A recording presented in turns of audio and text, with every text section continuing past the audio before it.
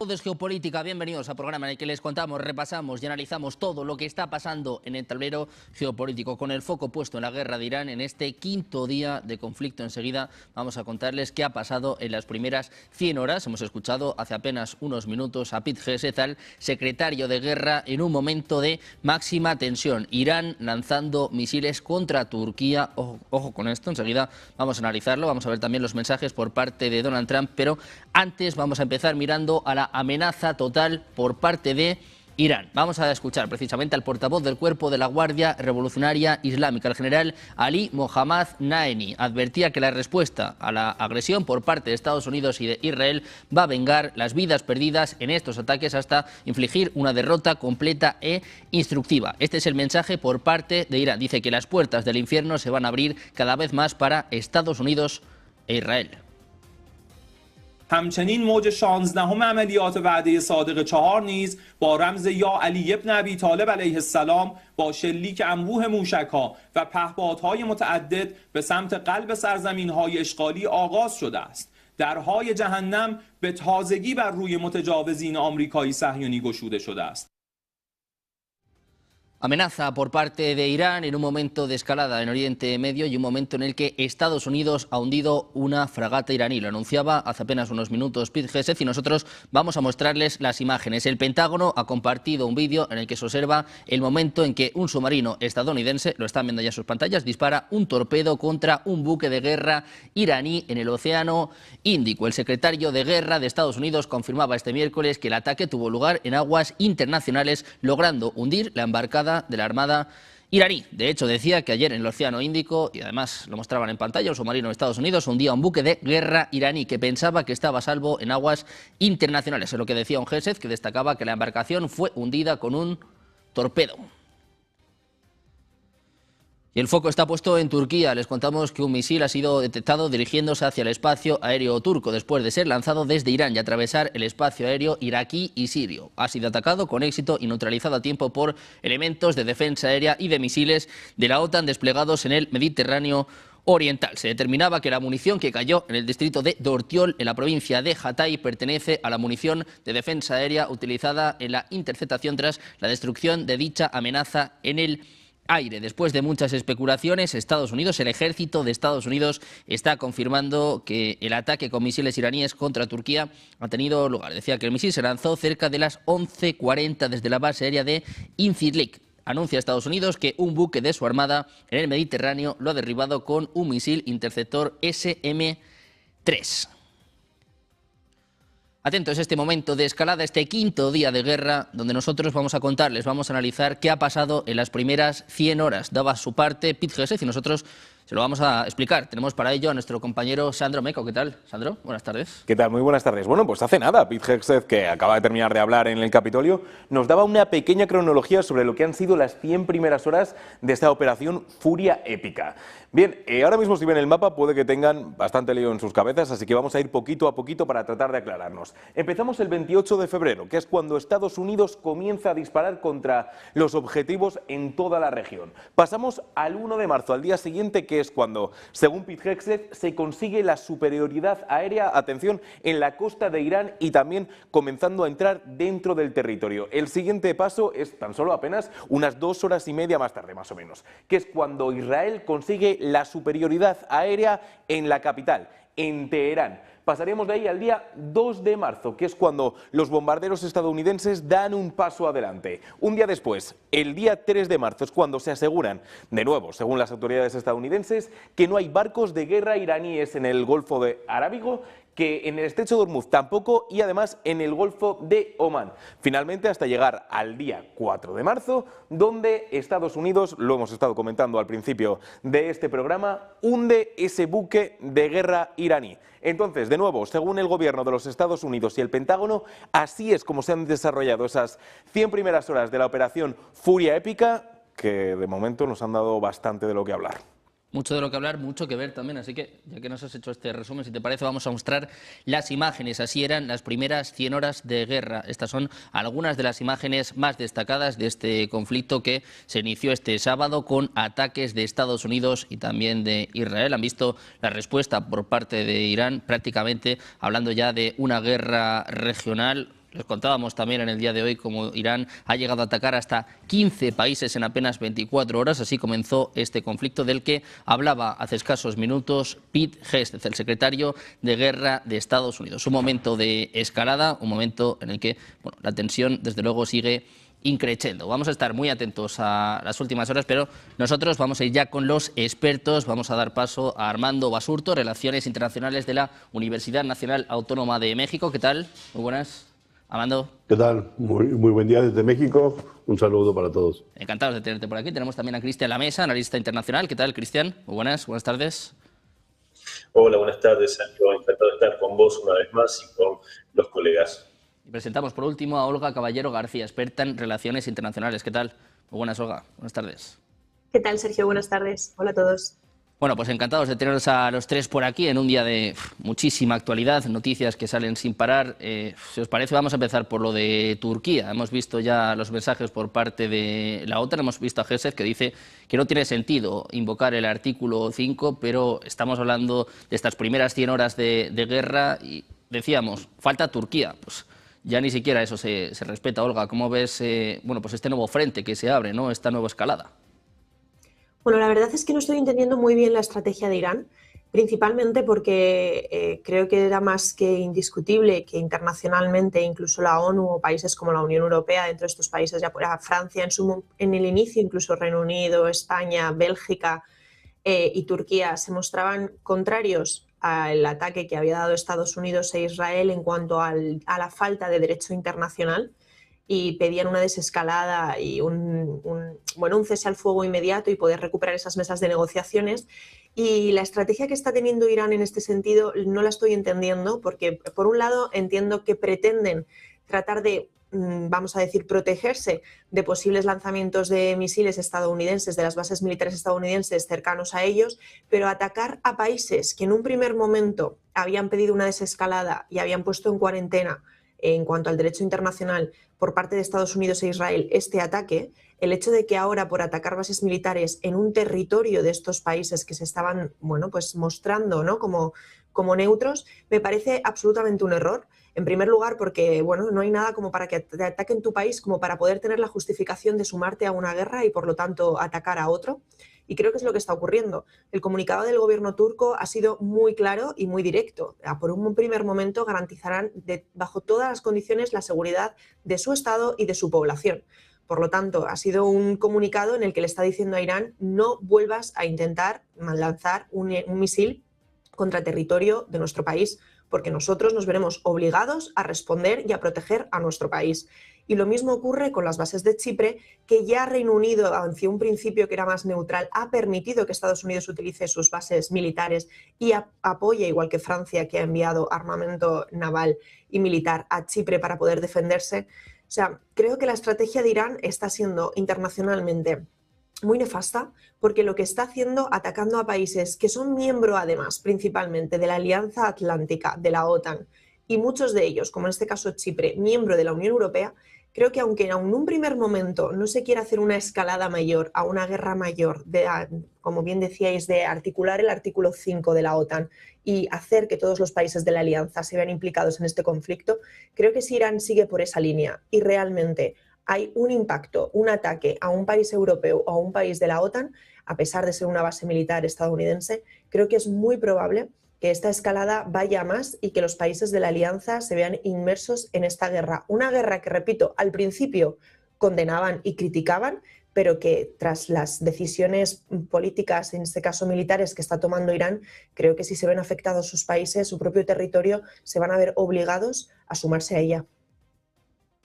Bueno, pues una guerra en Irán que empieza a expandirse, ¿no? Hemos visto ya a muchos de sus aliados, a muchos de sus vecinos en la región ser golpeados, ser atacados. Estaba viendo también nuestro chat donde alguno planteaba si podía ser una operación de falsa bandera. Estados Unidos ha sido el primero en hablar un poco de esta operación, ¿no?, diciendo que habían derribado este misil. Te quiero preguntar también por ello, Cristian, ¿cómo valoras lo que ha pasado y sobre todo cómo puede afectar este conflicto? Porque, claro, Turquía es una potencia militar increíble, o sea, es un problema muy serio, ¿no? Se está poniendo ya la cosa muy peligrosa, vamos.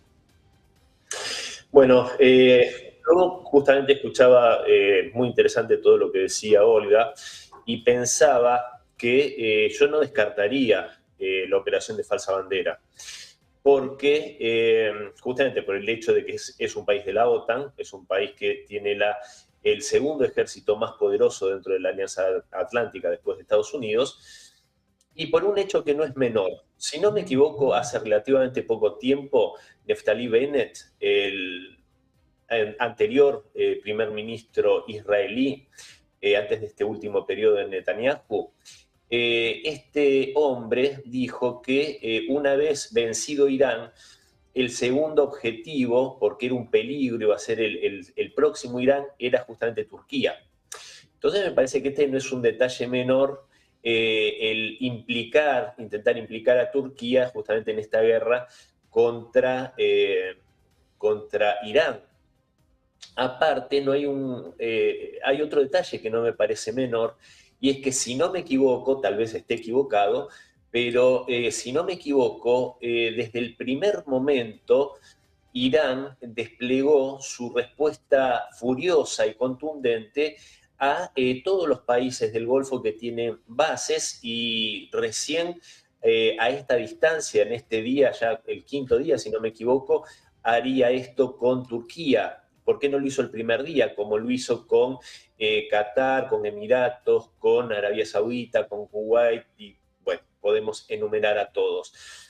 Por otro lado, Irán, la estrategia que está utilizando me parece que es una estrategia en la que busca forzar a sus vecinos, que son bastante hostiles a Irán en muchos sentidos, ya después lo podemos revisar, a que haya una presión semejante que pueda conseguir, no va a ser fácil, pero que se expulse a Estados Unidos de la región, estas bases que son, según lo entiende Teherán, una amenaza existencial para ellos.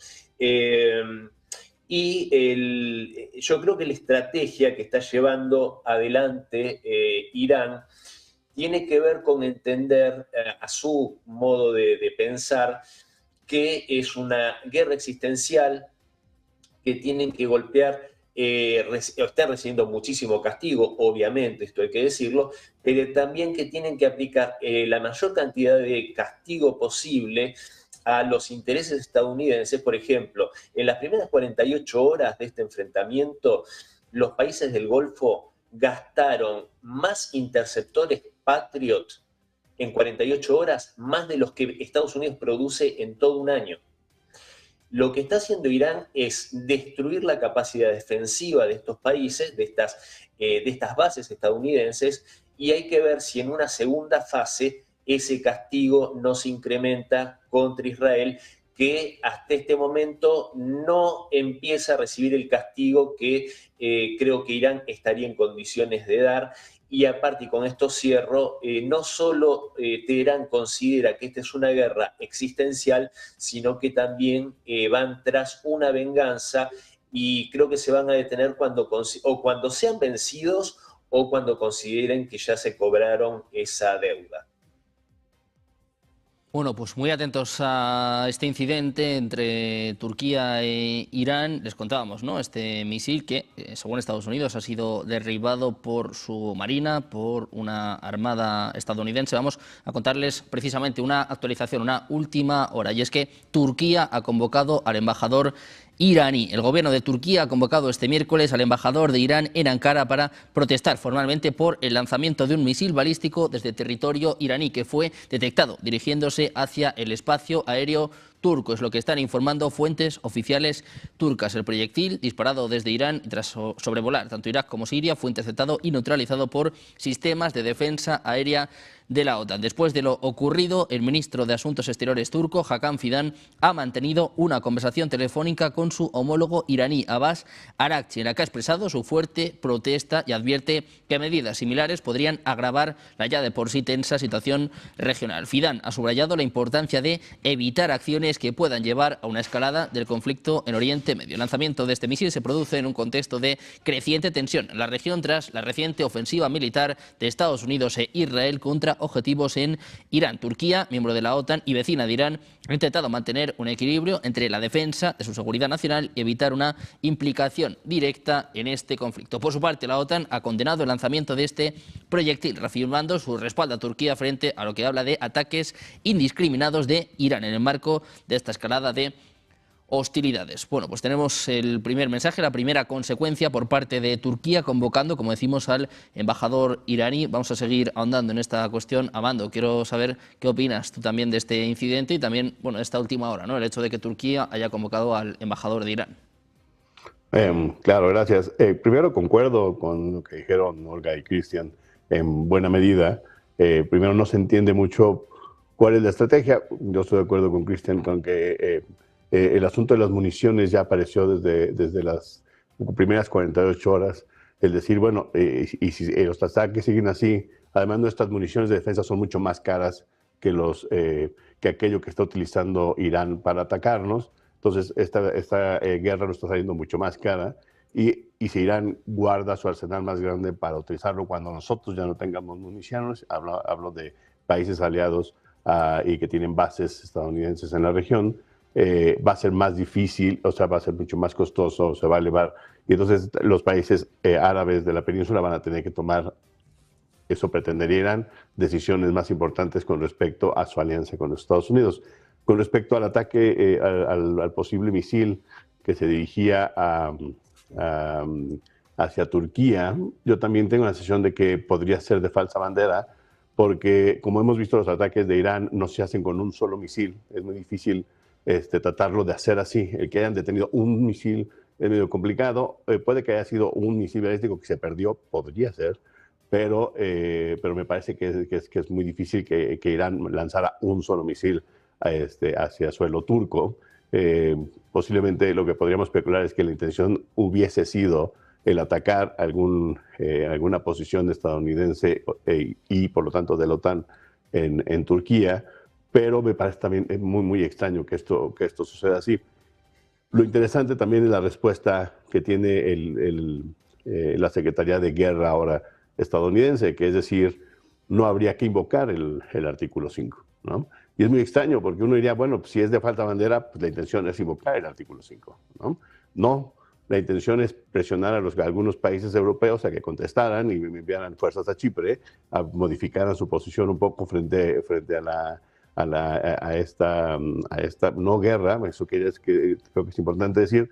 Hoy tenemos tantos conflictos armados que no son guerras, y no son guerras formales, porque se ha evitado la declaración de guerra, son operaciones, tenemos operaciones de nazificación, tenemos operaciones de furia épica, pero no tenemos guerras. Es muy interesante porque formalmente, en términos de legislación internacional, es un reto, y además con respecto al control que los legislativos tendrían que tener sobre sus ejecutivos en el uso de las Fuerzas Armadas, ¿no?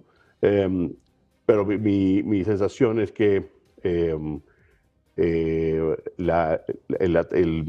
el misil que se detiene, si es de falsa bandera la noticia, es para modificar un poco la posición de aliados en Europa que no se habían sumado, ¿no? Estaban reticentes a sumarse de alguna manera, de manera positiva, a lo que está haciendo Estados Unidos, más que Irán, más que el gobierno de Israel.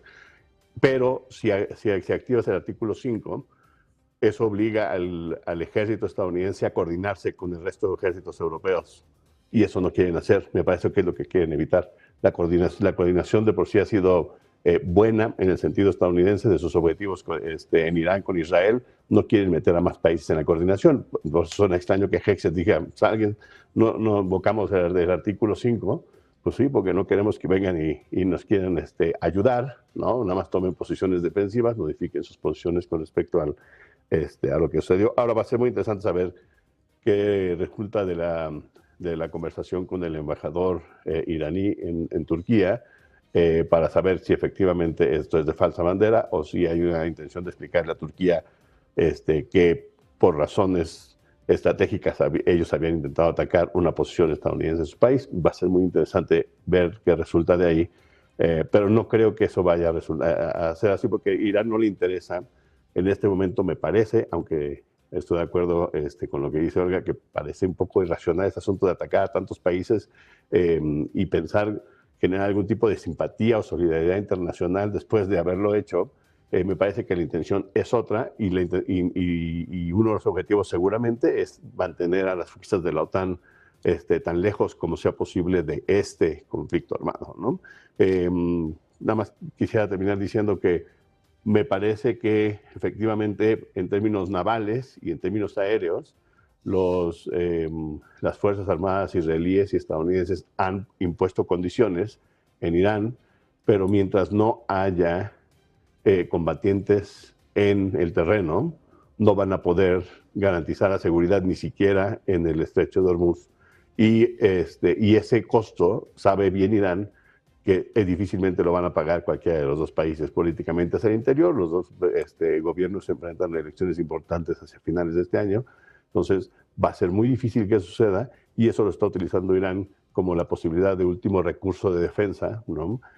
Sabiendo que difícilmente alguien va a entrar a invadir el territorio iraní.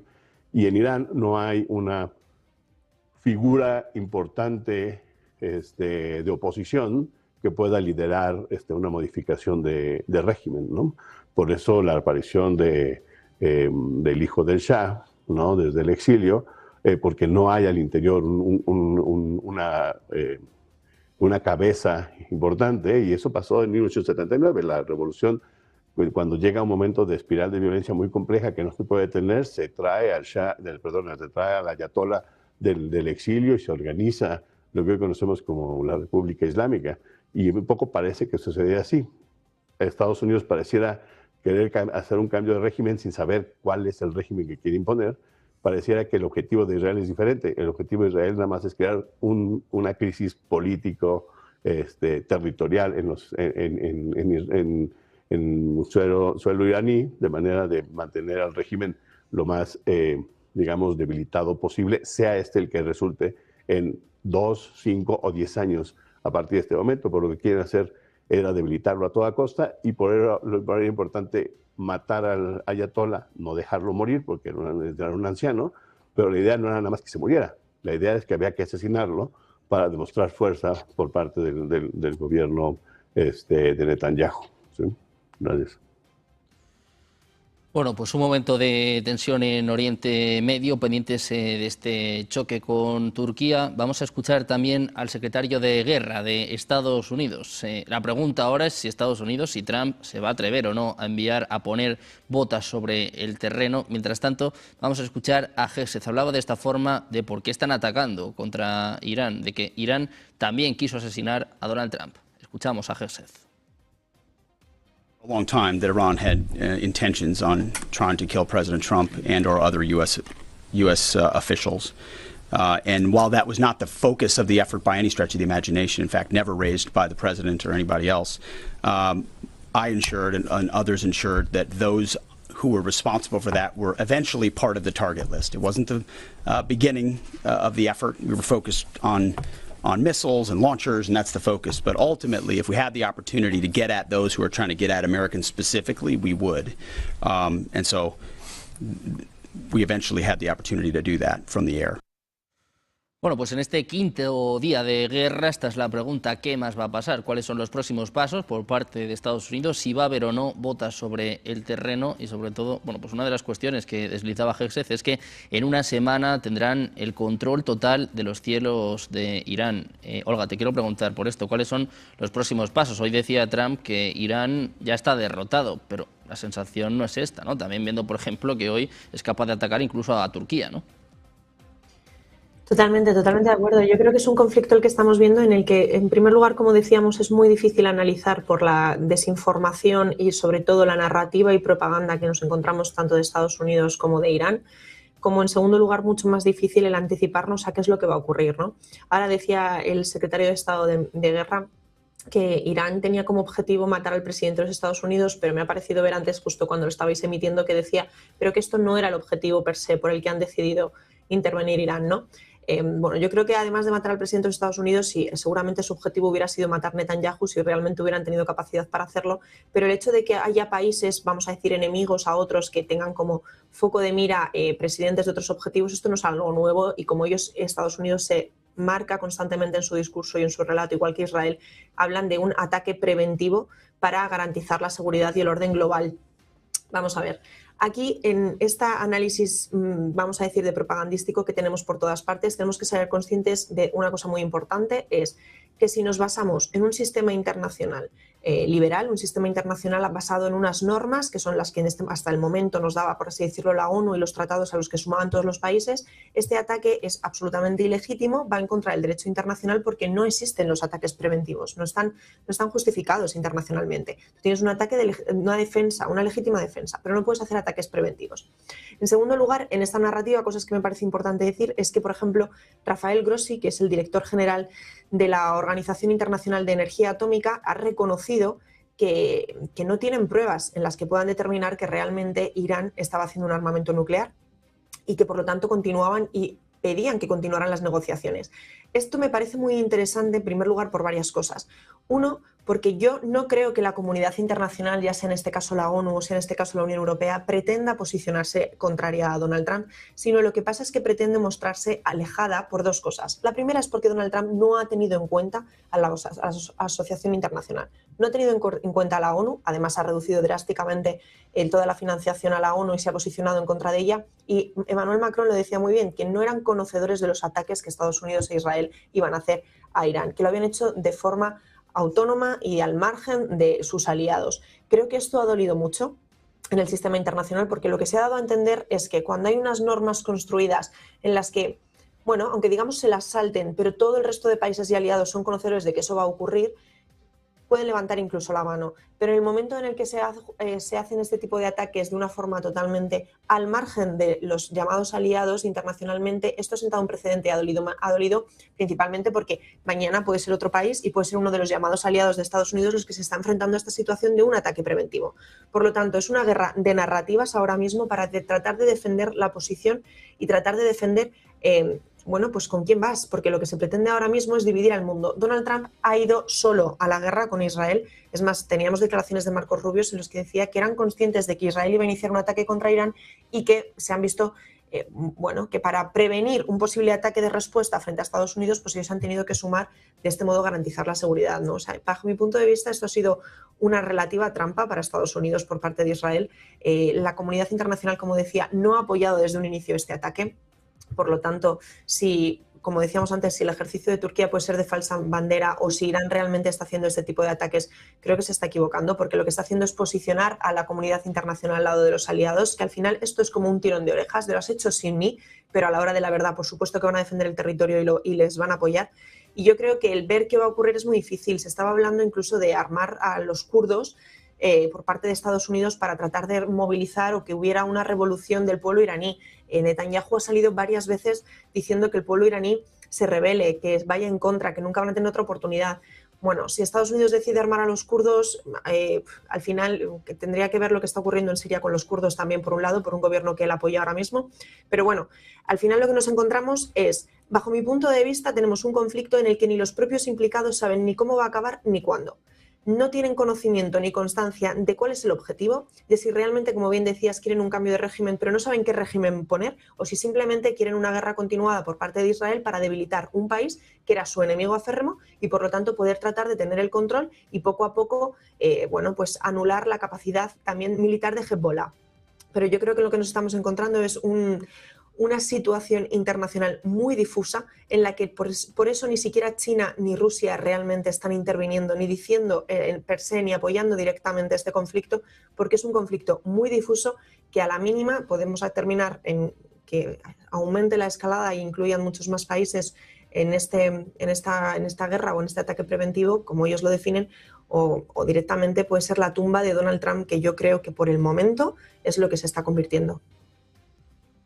Bueno, pues pendientes de Trump, al que, por cierto, vamos a escuchar en las próximas horas. Vamos a mirar a su aliado, vamos a mirar a Israel, que anuncia en estos momentos que ha lanzado más de 5.000 bombas sobre Irán. Dice que los aviones de combate continúan consolidando la superioridad aérea en todo Irán, con especial énfasis en la zona de Teherán. Gesed decía que Estados Unidos e Israel van a establecer control completo sobre el espacio aéreo iraní en menos de una semana. Dice que la capacidad militar de Irán está disminuyendo y que ya no puede disparar tantos misiles como antes. Mientras Irán, según Estados Unidos, empieza a bajar su volumen, vamos a contarles que Hezbollah está atacando sitios militares en Tel Aviv. El ejército libanés, en una declaración, también anuncia que se redespliega en algunas posiciones fronterizas a la luz de la incursión militar de Israel en el Líbano. Estamos muy atentos de lo que pasa en Irán, pero mientras tanto, tropas israelíes siguen avanzando en el Líbano, lo que puede ser también pues, uno de los motivos, ¿no? Una de las excusas que expliquen lo que está sucediendo en Irán. Cristian, te quiero preguntar a ti también por esto. ¿Qué te parece estos mensajes por parte de Gesed y también hasta qué punto esto le puede pasar factura a Donald Trump? Sobre todo un poco con lo que estábamos comentando, en el caso de que tenga que enviar finalmente tropas, botas sobre el terreno. A ver, coincido con todo lo que dijo Olga, la mayor parte. Y yo el sábado por la mañana, entrevistado en RT y en Telesur, decía que Trump acababa de destruir su propio gobierno y acababa de destruir su proyecto político. Yo creo que es de esta gravedad lo que ha hecho. Yo en esta misma pantalla el miércoles pasado desestimaba una acción militar por parte de Donald Trump. De estas características por lo menos, y esto, el análisis era basado en el sentido común. Esto es cero ganancia para Trump. Yo creo que una imagen que podríamos hacernos en la cabeza es imaginar a Benjamín Netanyahu y Donald Trump al borde de un abismo, y Netanyahu lo abraza fuerte y salta llevándose a Trump con él hasta el fondo de ese abismo. Creo que en gran medida, y coincido nuevamente, lo reitero con Olga, yo no descartaría que haya sido un engaño al cual obviamente esto no lo libra de responsabilidad a Donald Trump, porque no es una quinceañera incauta como para ser engañado por segunda vez por Netanyahu. ¿Y por qué digo lo del engaño? Porque hay que recordar cómo comenzó la guerra de los 12 días, no vamos a enumerarlo de vuelta porque ya es bien conocido, ¿no? Con este desafío de Netanyahu iniciando algo que Donald Trump explícitamente le dijo que no lo hiciera, por lo menos hasta terminar las negociaciones que estaban llevándose a cabo.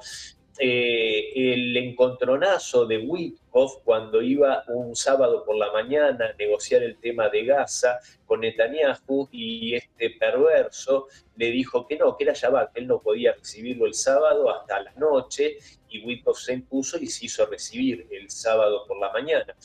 Pero fíjense que Netanyahu parece que respete el Shabbat para hacer charlas de paz, pero no para matar más de 150 niñas en una escuela en Irán, ¿no? O para matar al líder supremo de un país que no era solo líder político, sino también religioso, con todo lo que esto implica. Ese salto al vacío que no tiene marcha atrás, es cruzar el Rubicón. ¿Cómo no lo van a resucitar a Jamenei? Que aparte, dicho sea de paso, y entiéndase de qué forma lo digo, a Jamenei le hicieron un favor. Un hombre de 86 años con una salud débil, que le quedaba poco tiempo, y lo elevaron al altar de los mártires en la religión chiita, elevándolo prácticamente a un estadio de santidad. Entonces, esto es lo que explica que para Irán esto es una lucha a todo o nada, y es difícil de explicar cómo Donald Trump se dejó arrastrar a esto. También declaraciones que mencionaba Olga, si no me equivoco, de Marco Rubio, diciendo que no había sido el origen de esta operación la decapitación del régimen, ni el cambio de régimen, desmarcándose un poco de algo que muchos sostienen, que el misil que arrasa con Jamenei y con parte de su familia era un misil israelí, lo mismo que el ataque contra la escuela de las niñas estas que fueron asesinadas, que no fue un daño colateral porque hay quienes sostienen que fue más de un misil el que se dirigió a ese objetivo. Esto obviamente, repito, es para llevar a un lugar que ya no tiene retorno. Y lo paradójico, y con esto cierro, primero, Irán sabe que está, si bien en algún momento de la historia Israel estaba rodeado de enemigos, hoy creo que el que está rodeado de enemigos es Irán. Y por eso que hablábamos de esta reacción, y llevar a un callejón sin salida a alguien es la peor táctica que se puede tener, es lo que están haciendo con Irán. Y paradójicamente Donald Trump eligió, en lugar de decantarse por, que después podemos profundizar, pero por su presidente Vance o Tulsi Gabbard, que sí son incondicionales del MAGA y que abogaban por seguir en la vía diplomática, se dejó llevar por Netanyahu y por alguien que era anti-MAGA y que es de los neoconservadores, que es Marco Rubio, los que en definitiva solapadamente quieren, igual que los globalistas europeos, el fracaso del proyecto que supuestamente vendía a Trump como soberanista frente a los globalistas. Así que sí, considero que todos están arrojando un puñado de tierra sobre el ataúd del MAGA y del mismo Donald Trump.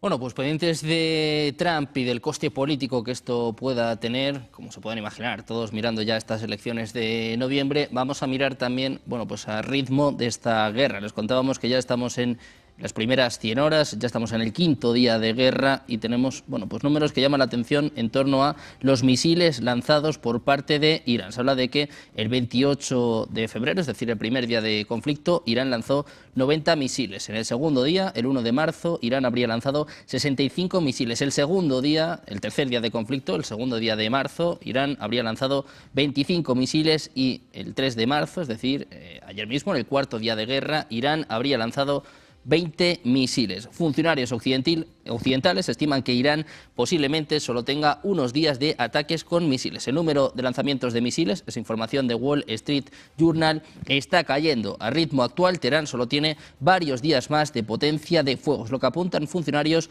occidentales. Aún así, la disminución también podría deberse a que Irán está reteniendo misiles para que sus operaciones puedan durar más tiempo. Este declive se debe también a los ataques por parte de Estados Unidos y de Israel, no solo a los sitios de fabricación, a los sitios de producción de misiles, sino también a los sitios de lanzadores. Aunque su capacidad para disparar los misiles, sobre todo los más sofisticados, sigue disminuyendo, Irán todavía puede mantener un ritmo constante de ataques con sistemas más económicos, como sobre todo los drones, los famosos drones Shahid. También existe la opción de que autoridades iraníes estén optando por conservar parte de su arsenal. Los funcionarios señalan que Teherán todavía mantiene capacidad de sostener un ritmo constante, pero sí que señalan que, bueno, pues está cayendo su producción de misiles. Esto podría influir de forma significativa en la dinámica del conflicto regional. Pendientes de esta información, de esta última hora, como decimos, del diario Wall Street Journal. Amando, te quiero preguntar por lo mismo, desde el foco, desde el prisma de Estados Unidos, ¿cuánto puede suponer, cuánto le puede costar esto a Donald Trump? Me parece que el costo va a ser muy alto. Ya se refleja la impopularidad de la acción militar en Irán, que se suma a la ya prominente impopularidad del régimen de Trump hacia el interior.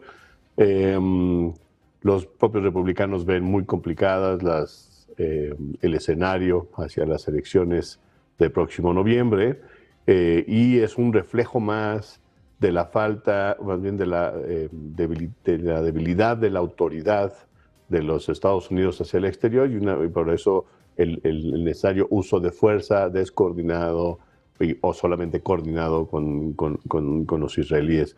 Me parece que es el punto más importante en los Estados Unidos para la opinión pública es que el gobierno de Donald Trump no ha podido explicar cuál es la racional de la acción militar y cuál es el objetivo, ¿no? Y no ha podido tampoco explicar cómo es que se iniciaron las acciones. Comenzaron diciendo, haciendo recurso de la idea de que el gobierno iraní estaba cerca de volver a obtener capacidad nuclear, armamento nuclear, cuando el año pasado habían dicho que ese programa había sido destruido por completo. Después el señor Marco Rubio dio a entender, por desgracia, que lo que habían hecho es, digamos, apoyar a un aliado, quiere decir a Israel, y en el sentido de apoyar quiere decir como secundar.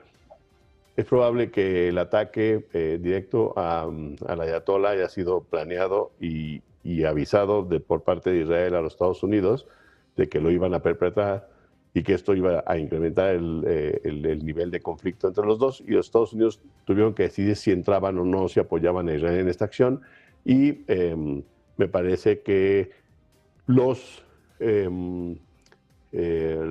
enviados estadounidenses a este tipo de negociaciones diplomáticas, incluyendo el señor Kushner, ¿no?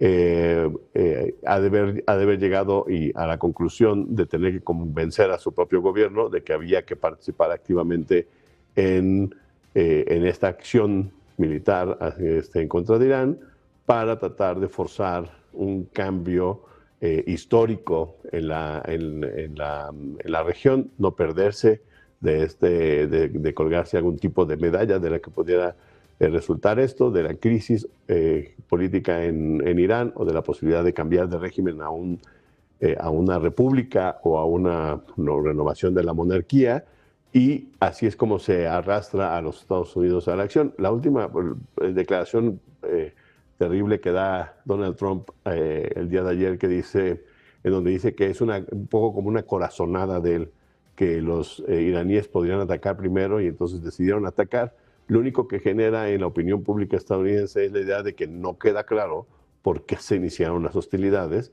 y mucho menos queda claro cuál es el objetivo, cuál es el fin, porque, y esto me remite a la información que presentabas en este momento sobre que posiblemente Irán se está quedando sin capacidad de lanzar más misiles. Es probable que fuera así, y entonces la pregunta ¿es ese el objetivo de la guerra?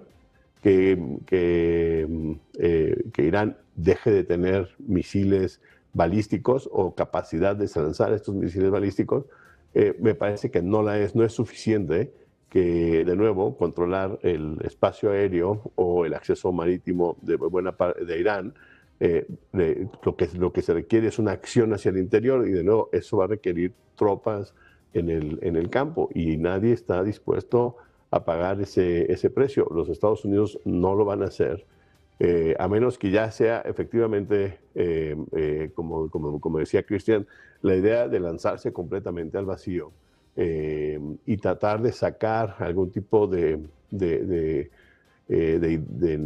positivo político de haberse lanzado, digamos, a esta aventura que no parece tener pies ni cabeza, ¿no?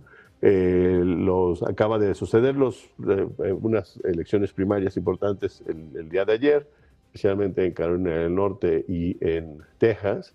Se ve interesante la lucha, especialmente porque en Texas los republicanos requieren en sus primarias ganar por más del 50%, y esto va a llevar a una segunda vuelta en esa competencia, y entonces eso quiere decir que mientras los demócratas ya tienen un candidato, los republicanos todavía se van a dar un encontronazo político para definir quién es el encontronazo, y eso puede debilitar un poco la posición de cualquiera de estos dos candidatos frente al demócrata. ¿Sería un gran logro? Sí, sería un gran logro, después de, me parece que como 60 años de que los Estados Unidos, Texas no tiene un senador demócrata. No es el fin del trumpismo, ni no sé si necesariamente de MAGA, pero sí es un debilitamiento importante, lo que puede resultar de las acciones militares en Irán.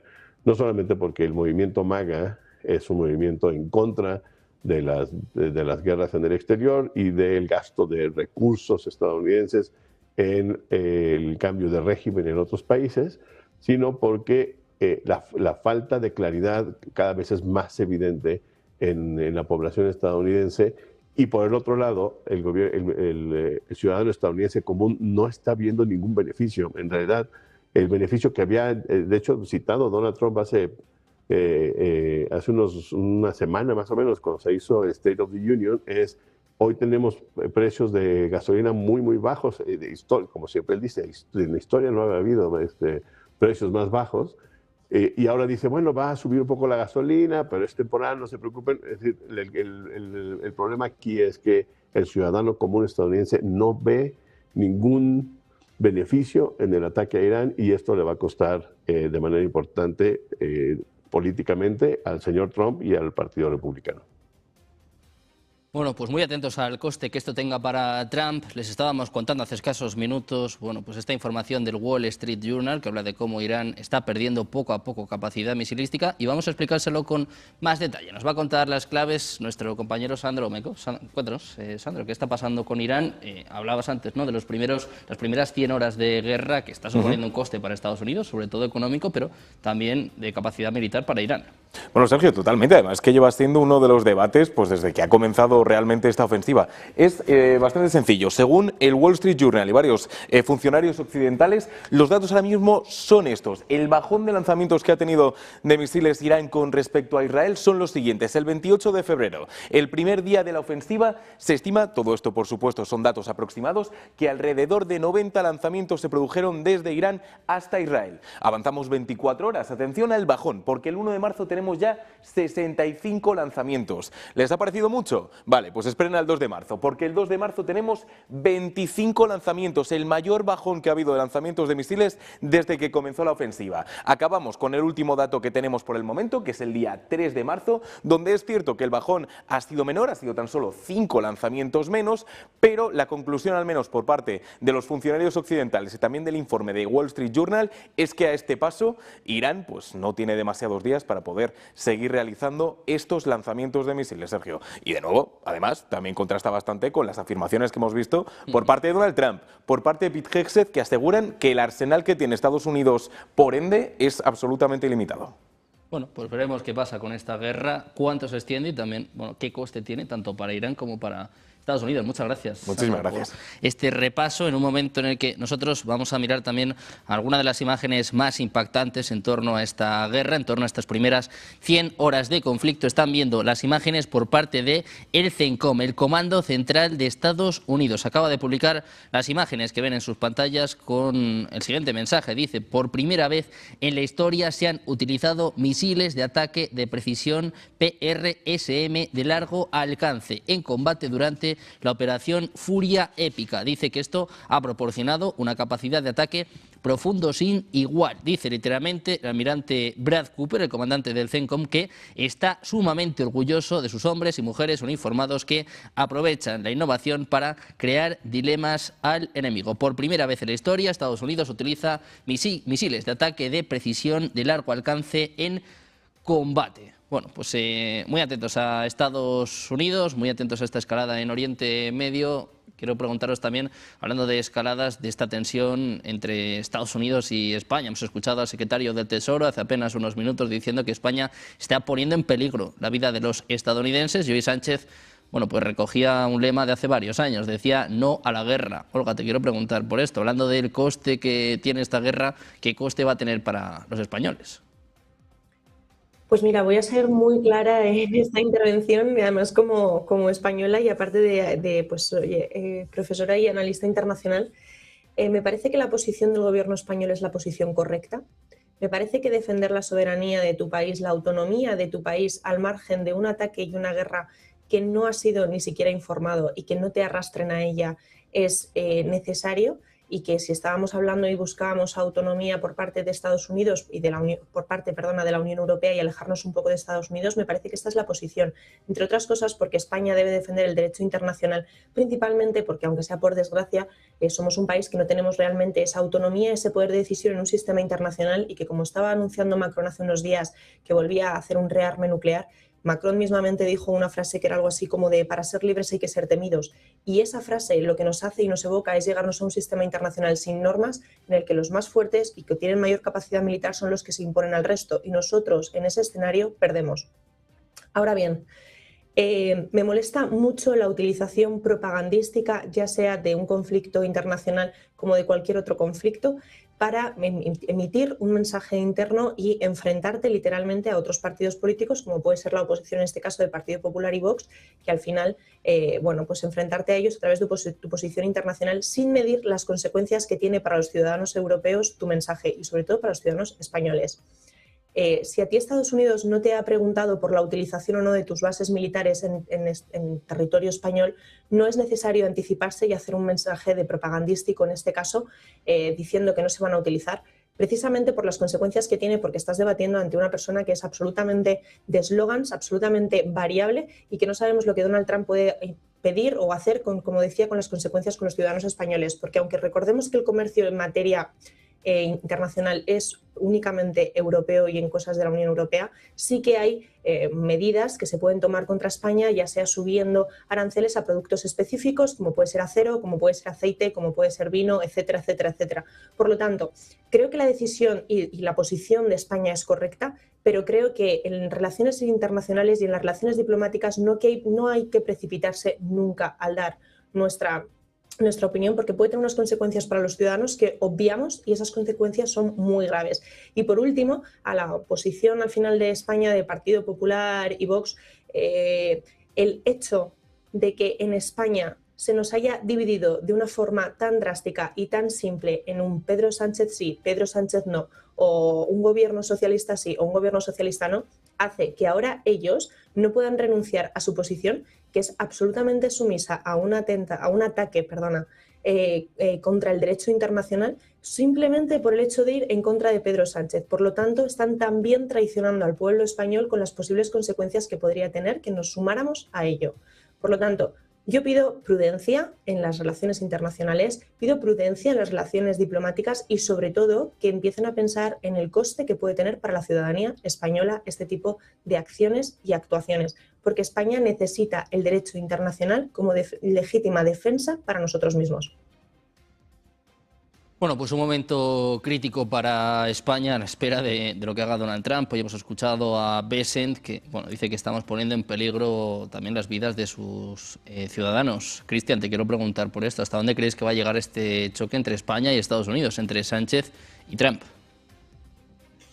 Bueno, yo sinceramente no voy a tratar de no abundar demasiado, porque me parece que lo que acaba de decir Olga es más que profundo y adecuado, y máxime viniendo de una española justamente.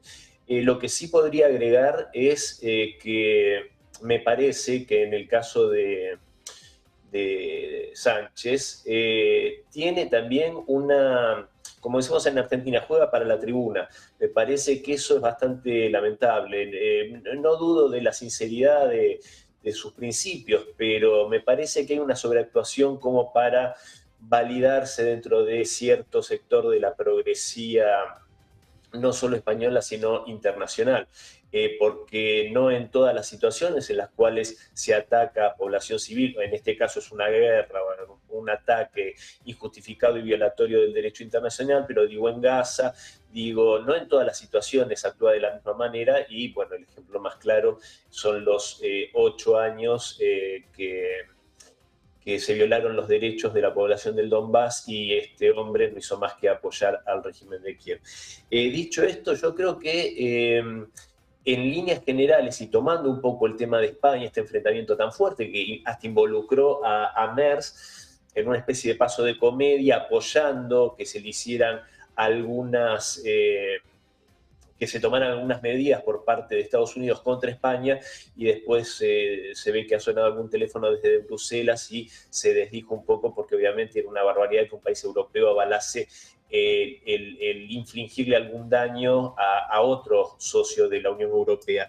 Pero creo que esto es ni más ni menos que otra resultante de esta decisión totalmente incauta y totalmente errónea por parte de Donald Trump, que yo creo que en este sentido, más allá de los recuentos de armamento, de cuánto le queda a Irán o cuánto tiene Estados Unidos, yo creo que el papel de Rusia y China acá es central. Yo creo que hay que entender que a Irán, Rusia y China lo han venido abasteciendo grandemente en muchos materiales desde el fin de la guerra de los 12 días. Ninguno de los dos países se puede dar el lujo ni van a permitir que Irán caiga por lo menos fácilmente, porque esto aparte va a generar un debilitamiento por parte de Estados Unidos. Creo yo, hay que recordar que en las últimas horas hubo una reunión en la Casa Blanca con las principales armamentísticas donde se amenazó con generarle cese de contratos, etcétera, si no incrementaban la producción. Están en rojo en la producción de armamento y yo creo que eso es una doble paradoja. Puede debilitar a Estados Unidos la imagen de él a nivel internacional, si no puede derrotar a Irán en ese plazo de 4 semanas que planteaba Trump. También nos puede poner en riesgo del uso de armas nucleares contra el territorio persa. Esperemos que esto no se dé. Y finalmente, Donald Trump no solo defraudó, a mi modo de ver, al electorado. Hay que recordar cómo Tulsi Gabbard dijo en agosto del 2024, en la campaña electoral, que justamente iba a hacer todo lo posible para enviar nuevamente a la Casa Blanca a Trump, porque en su primer mandato no había hecho guerras, había resguardado a los Estados Unidos, usado la diplomacia, etcétera, para no generar guerras. Está haciendo todo lo contrario y aparte, con esto cierro, esto también es un descrédito internacional, y yo no creo que China, hay que ver si se termina concretando en la reunión en Beijing, y yo no creo que pueda el presidente Putin volver a ver con seriedad ni las palabras de Trump ni a Witkoff y Kushner cuando calificó al crimen contra Ali Khamenei como un asesinato cínico y violatorio de la moral humana y del derecho internacional. Bueno, pues muy atentos a los mensajes por parte de Rusia y de China en este momento en el que, bueno, pues todo el mundo está pendiente de lo que pasa en Irán. Amando, Olga, Cristian, muchísimas gracias a los tres por estar con nosotros. Un placer. Muy buena tarde. A vosotros. Buen día. Un abrazo.